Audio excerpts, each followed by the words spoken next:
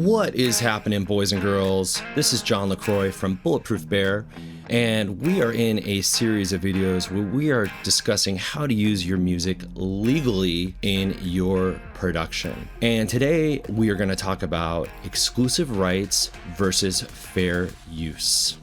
And to get some great music in your production, you can head over to catalog.bulletproofbear.com, or if your school needs a site license, you can head over to store.bulletproofbear.com, click on site license, the number of students you have, and you can check out right there. All right, so let's go ahead and get started.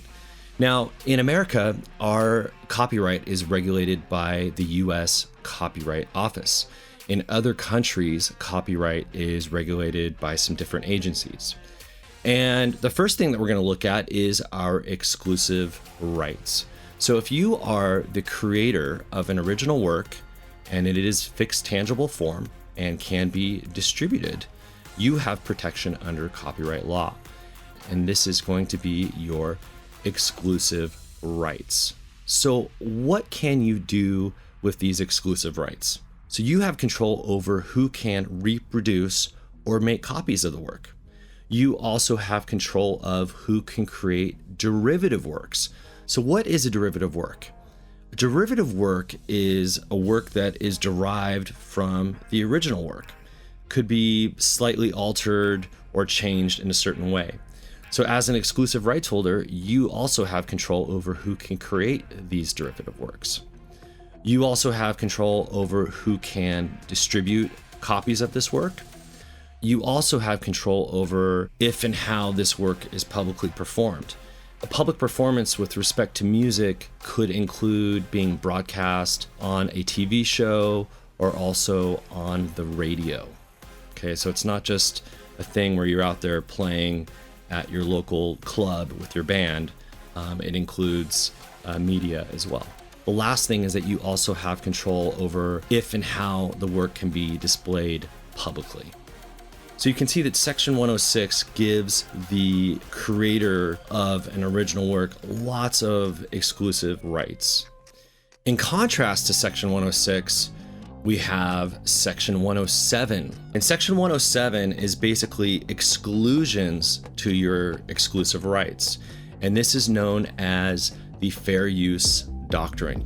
Fair use is a doctrine that promotes expression by allowing you to use copywritten works without getting permission, essentially, under specific circumstances. Fair use permits a party to use a copywritten work without the copyright owner's permission for purposes such as criticism or critique, commentary, news reporting, teaching, scholarship, or research. So when I think about fair use, I always think of fair use as a legal defense. It's not really something that you lead with and say, this is fair use. Fair use can really only be determined by a court to decide if it is fair use or not. So if you just claim outright that your video is fair use, does that make it fair use? The answer is no. You want to stick with the guidelines for fair use to ensure that your work really does fall under the fair use doctrine. And the only way to know for sure is if you get taken to court and then let the courts decide. So for example, criticism or commentary, let's say for example that Rolling Stone is doing a review on an album and they quote the lyrical content of this artist that they're reviewing.